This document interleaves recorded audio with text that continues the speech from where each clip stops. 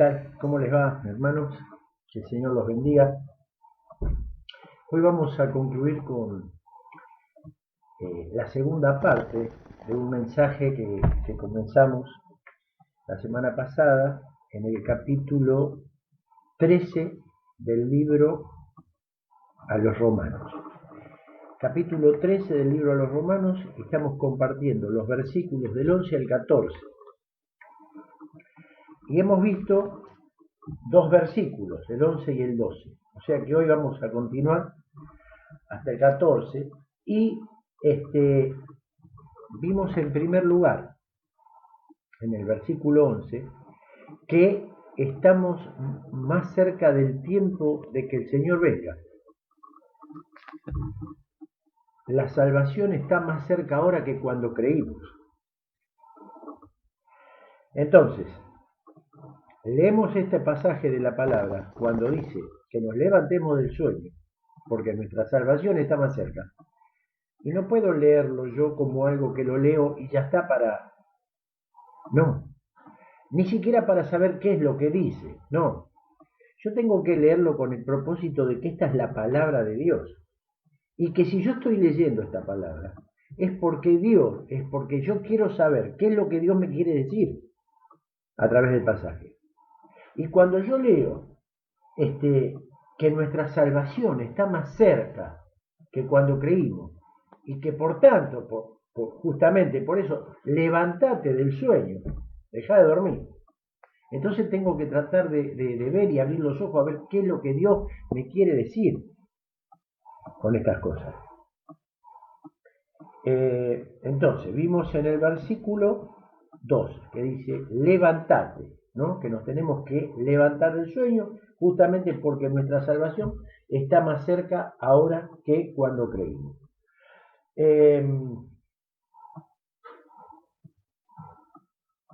Levántate. Y bueno, vimos de qué manera, en el versículo 11, vimos de qué manera tenemos que despertarnos del sueño. ¿Para qué? Para poder escuchar la voz de Dios. Cuando empecemos a escuchar la voz de Dios, entonces vamos a poder ver qué es lo que Él quiere decirnos. Para poder escuchar la voz de Dios, lo que vimos es que primeramente tenemos que limpiarnos de pecado. No podemos venir a tratar de querer entender lo que Dios me quiere decir y yo estoy lleno de pecado. ¿Cómo hago para limpiarme de pecado? Lo terminamos diciendo justamente el otro día, en la anterior, cuando el apóstol Juan escribe la primera carta, que nos habla en el versículo 7 y nos dice que la sangre de Jesucristo, su Hijo, nos limpia de todo pecado. Entonces voy a decir, la sangre de Cristo me limpia, pero ¿cómo hago para limpiarme? Bueno, dos versículos más abajo dice, si confesamos nuestro pecado, Dios es fiel y justo para limpiar nuestro pecado, para perdonar y limpiarnos de toda maldad. Entonces, tengo una clave, o tengo la idea, o tengo el conocimiento que Dios me da para saber cómo hacer para limpiarme de pecado, para que pueda empezar a oír la voz de Dios y saber qué es lo que me está pidiendo que haga.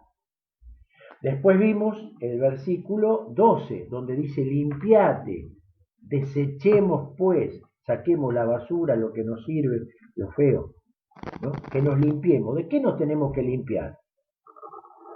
Bueno, entonces, ¿de qué nos tenemos que limpiar? ¿A ustedes qué les parece? ¿De qué nos tendríamos que limpiar? Le estoy dando un tiempo para que piensen de qué nos podríamos limpiar nosotros. Tratemos de entender de qué nos tendríamos que limpiar. ¿Qué piensan ustedes?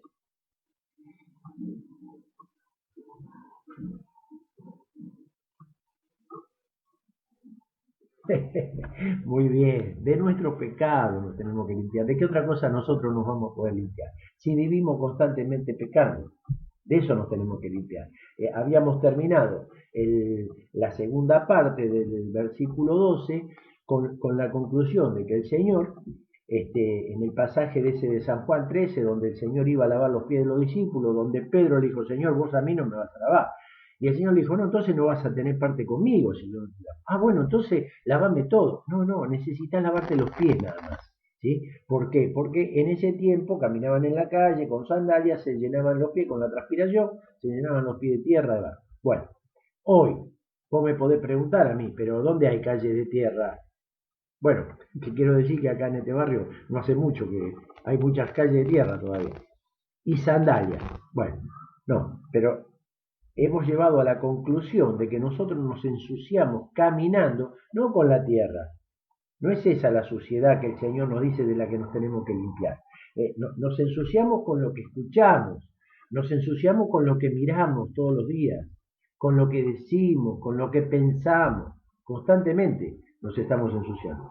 Entonces tenemos que pedir al Señor que nos limpie, que nos perdone, para poder estar atentos a su voz cuando Él nos llama. Entonces, en primer lugar, versículo 11, levántate del sueño. En segundo lugar, versículo 12, limpiate. En tercer lugar, fíjense el versículo 14, dice vestite, vestite. Fíjense, vestidos, sino vestidos del Señor Jesucristo y no proveáis para los deseos de la carne. Vestidos del Señor Jesucristo. A ver, si ustedes recuerdan, en el capítulo 6 de la carta que le escribe Pablo a la iglesia de Éfeso, le detalla toda una armadura, la armadura que tiene que utilizar un cristiano para poder estar combatiendo, porque la vida cristiana es una guerra constante. Por eso vemos que el apóstol Pablo, ya al terminar su vida, le escribe a Timoteo diciendo, he acabado la carrera, he peleado la buena batalla, y he guardado la fe. Ahí está, la batalla es una batalla, es una guerra constante, ¿no? Una guerra, pero ¿contra qué? No, la carne contra el espíritu, es una guerra constante, para poder estar limpio, para poder estar santificado, para poder servir al Señor. No es lo mismo que cualquier otra persona del mundo, no es lo mismo, eso no es ser un cristiano. Tenemos que aprender esos conceptos. No podemos vivir una vida así, si es que somos cristianos.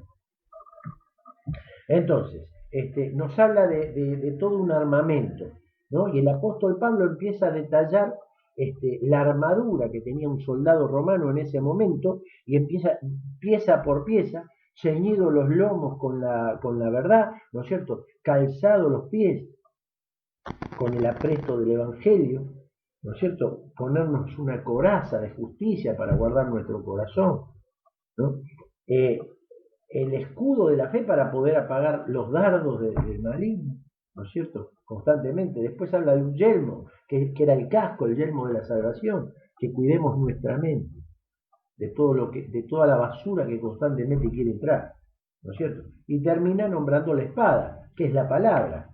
Tenemos que leer la palabra para poder ir y compartirla, la tenemos que leer. Si no sabemos lo que dice, ¿cómo la vamos a compartir? Y Dios nos está diciendo, despertate, en el versículo 11, empezá a leer la palabra para poder compartirla. ¿Por qué? Porque la salvación está más cerca que cuando creímos. Lo que está diciendo el Señor, como vimos en el primer pasaje, es que no nos queda mucho tiempo. La venida del Señor ya está cerca. Por todo lo que está ocurriendo, la venida del Señor ya está muy cerca. Entonces, nos tenemos que levantar. Y fíjense que lo que el apóstol quiere dar a entender cuando habla de esta armadura, justamente, es que estamos en una guerra. ¿Para qué se iban a tener que poner toda una armadura? ¿Cuándo era que un soldado se vestía así con toda la armadura? ¿Cuando iba a la casa a tomar mate? No, antes de salir a la guerra. Entonces eso es lo que nos da a entender el apóstol, que estamos en una guerra constante, ¿no es cierto? ¿Contra qué es la guerra? Contra el mundo, contra nuestra propia carne, contra Satanás. El mundo que nos avasalla mostrándonos montones de cosas para sacar nuestros pensamientos de lo que es la palabra. Nuestra carne que está contenta con eso y le dice que sí, porque le gusta el pecado, ¿no es cierto? Satanás que constantemente nos está hablando y nos está mintiendo y nos está... Bueno, es una lucha constante, es una guerra. Esta es una guerra. Y acá el apóstol dice, por eso en el mismo capítulo de esta carta de los Romanos, si recuerdan, Él empieza a poner su testimonio y empieza a decir, el bien que quiero hacer no lo hago, sino el mal que yo no quiero hacer, eso es lo que hago. Entonces yo me estoy dando cuenta de algunas cosas que yo con mi mente quiero servir a Cristo, pero con mis miembros, con mi cuerpo quiero servir al pecado. Soy un miserable. ¿Quién me podrá librar de este cuerpo de muerte? Por eso es que empieza el capítulo 8. Hubiese sido una tristeza que hubiese terminado la carta esta en el capítulo 7. Comienza el capítulo 8 diciendo, ahora pues ninguna condenación hay para los que están en Cristo Jesús. Esto es a los que conforme a su propósito son llamados. Entonces, acá entendemos que hay una lucha que es una lucha constante. ¿Sí? Bueno, y el pasaje de Efesios lo que nos quiere, fíjate, hay una cosa, tenemos que tratar de entender algunas cosas. Cuando leemos la palabra de Dios, en esa porción de Efesios, ¿no? Fíjense ustedes que en tres versículos, 2 veces nombra la palabra toda la armadura, Dios. En 3 versículos, 2 veces dice toda la armadura. Entonces, cuando nosotros leemos eso, es que Dios nos está diciendo, presten atención a esto, que es muy importante lo que les estoy diciendo. ¿Entienden? Es muy importante. Eso es lo que lo que el apóstol le estaba diciendo. Y cuando Dios habla de ponernos toda la armadura, ¿es por qué? Porque lamentablemente hay muchos hermanos, muchos cristianos que no se visten con toda la armadura, se visten por la mitad. ¿Y saben qué pasa? Vienen los problemas, las situaciones difíciles, las circunstancias, y caen constantemente. Caen.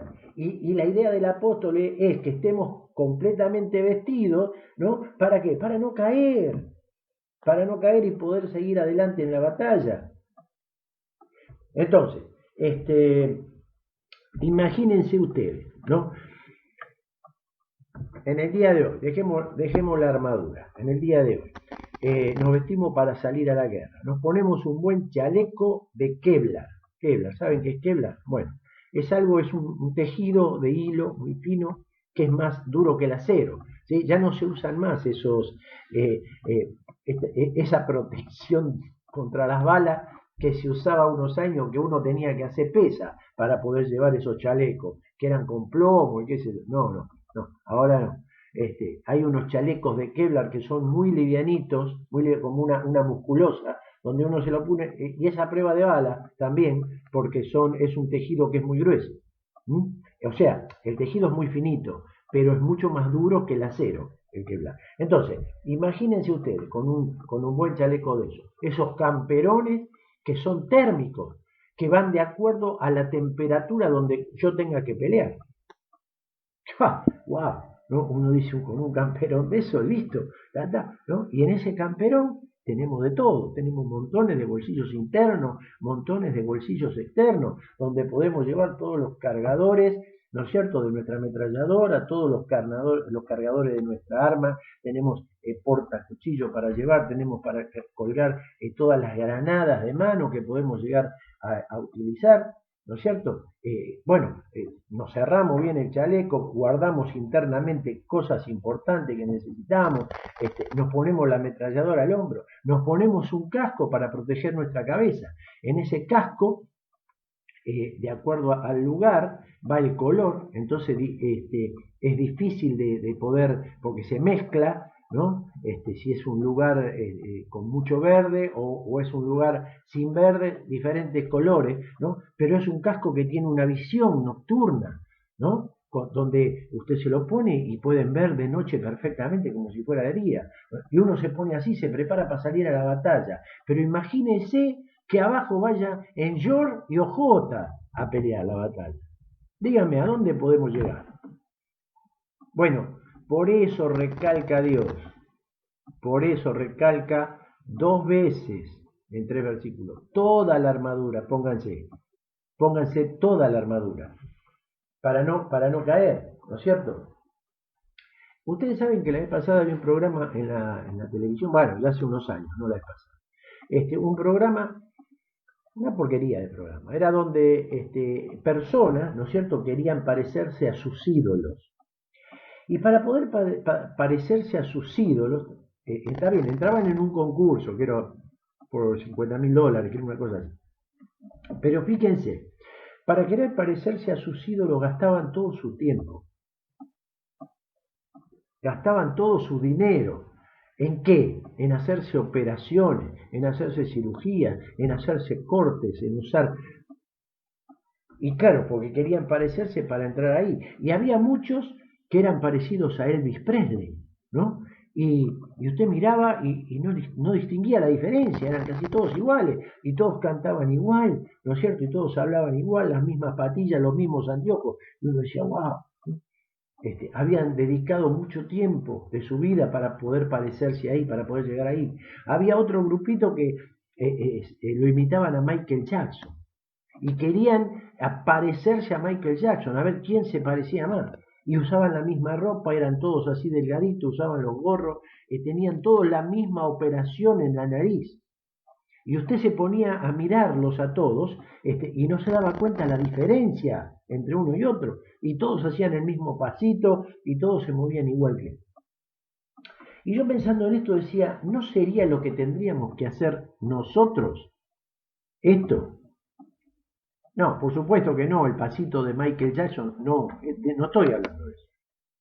¿No sería lo que tendríamos que hacer nosotros en el tema de que, por ejemplo, parecernos al Señor Jesucristo? ¿Puede ser que nos parezcamos al Señor Jesucristo o no? Bueno, yo creo que sí. Yo creo que nos podemos parecer al Señor Jesucristo. ¿Y cómo? ¿Cómo nos vamos a parecer? Bueno, si ustedes recuerdan, en el capítulo 4 de los Hechos de los Apóstoles, en la historia donde estaba Juan y Pedro, ¿no? En el capítulo anterior habla de que ellos llegaron a un lugar, a un templo llamado La Hermosa, donde había una persona que estaba discapacitada y se puso a mirarlos y Pedro le extendió la mano y este muchacho, esta persona esperaba recibir dinero, pero Pedro le dijo algo, lo miró a los ojos y le dijo, yo no te voy a dar dinero porque no tengo dinero, pero lo que tengo te lo doy. No tengo ni plata ni oro. Escuchen bien, lo que tengo te doy. ¿Qué era lo que tenía Pedro? Era el poder de Dios para restaurarlo, para sanarlo. Y para el muchacho ese era mucho más importante eso que toda la plata que le podía haber dado. ¿Entienden? Y dice que al instante se levantó y se le enderezaron los pies, los tobillos y empezó a cantar y a saltar y a glorificar a Dios. Entró al templo corriendo, saltando, dándole gracias a Dios. Y eso es lo que le pasa a cada persona que se siente libre de la esclavitud del pecado. Cuando Cristo entra en el corazón de una persona, entonces se rompe esas cadenas de pecado, esa carga que veníamos trayendo, la rompe y quedamos libres y tenemos ganas de cantar y de alabar a Dios. Recién ahí en ese momento. Si no, no. Y bueno, y después de esto dice que los metieron presos. Cuando lo sacaron para consultar, le dijeron, ¿con qué autoridad hacen ustedes esto? ¿Qué yo? Y le empezaron a predicar el Evangelio. El apóstol Pedro empezó a predicar justamente, diciendo, y bueno, pasa así, en el nombre de Jesucristo, les predica el Evangelio. Y ellos conocieron una cosa.